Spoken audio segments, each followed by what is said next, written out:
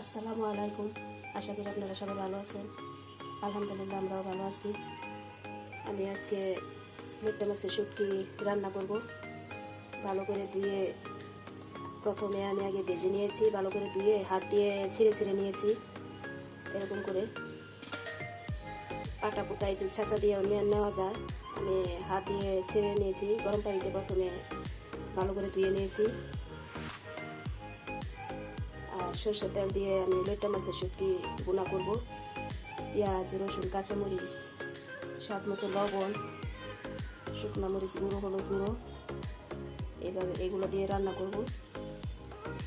লবণ স্বাদ অনুযায়ী, আর জালটা যার যার ইচ্ছে মতো।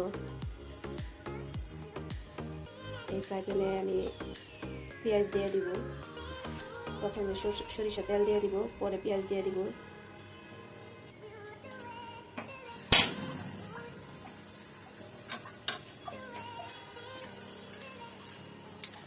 সরিষার তেল দিয়ে দিলাম। চেপা শুটকি বোনা, মিট্টা শুটকি বোনা সরিষার তেল দিয়ে ভালো লাগে। গরম ভাতের সাথে জাল জাল বোনা আমাদের কাছে, সবার কাছে ভালো লাগে। সরষের তেল দিয়ে দিলাম।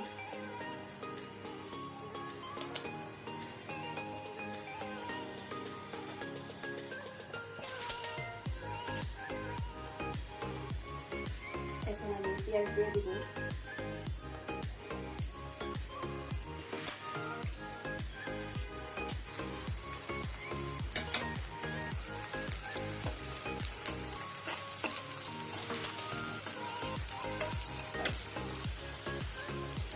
রসুন, কাঁচামরিচ দিয়ে দিলাম।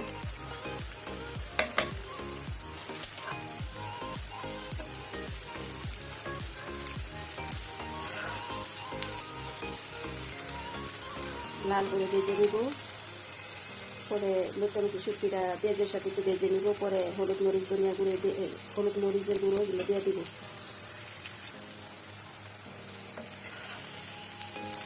পেঁয়াজ একটু হালকা ভাজা হয়ে গিয়েছে। এখানে আমি মিট্টা মাছের শুটকি এটা দিয়ে দিলাম। একটু ভাজা ভাজা করে নিব পেঁয়াজের সাথে।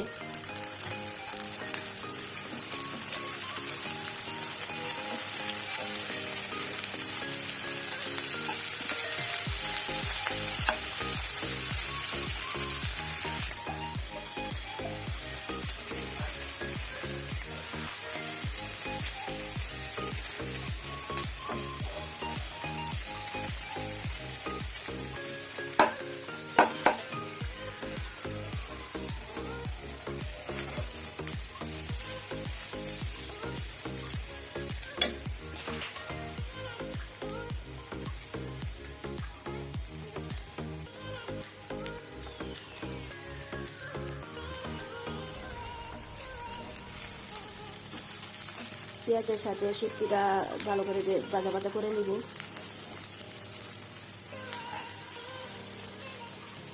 চেপা শুটকি বোনা, লইট্টা মাছের শুটকি বোনা এগুলো রান্না করলে আমি ধনিয়া গুঁড়ো, জিরার গুঁড়ো, আদা রসুন বাটা এগুলো দিই না।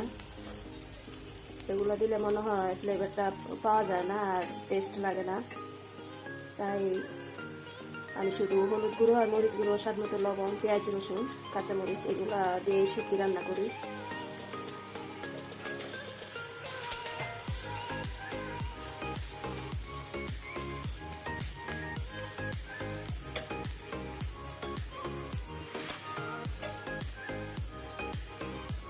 হলুদ গুঁড়ো, ধনিয়া গুঁড়ো আর স্বাদ মতো লবণ দিয়ে দিলাম। পানি দিয়ে দেব। ভালো করে মশলার সাথে কষিয়ে ভাজা ভাজা বোনা বোনা করব। যারা ভিডিওটা দেখছেন পুরোপুরি সম্পূর্ণ দেখবেন, আর একটা লাইক দিবেন, শেয়ার করে সাবস্ক্রাইব করবেন।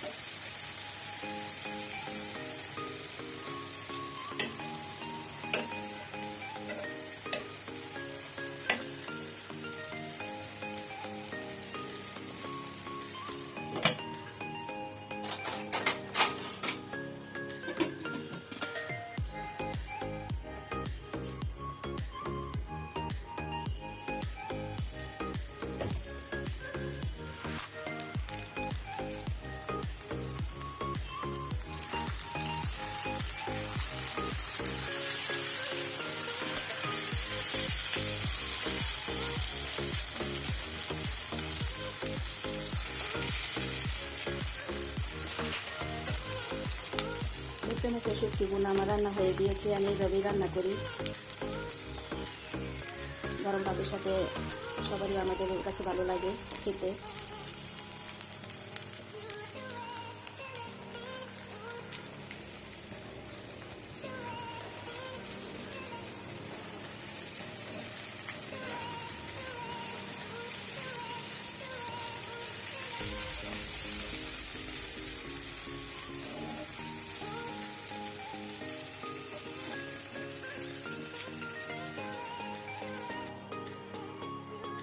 একটা মাছের শুটকি রান্না আমার হয়ে গিয়েছে, চুলা বন্ধ করে দিয়েছি।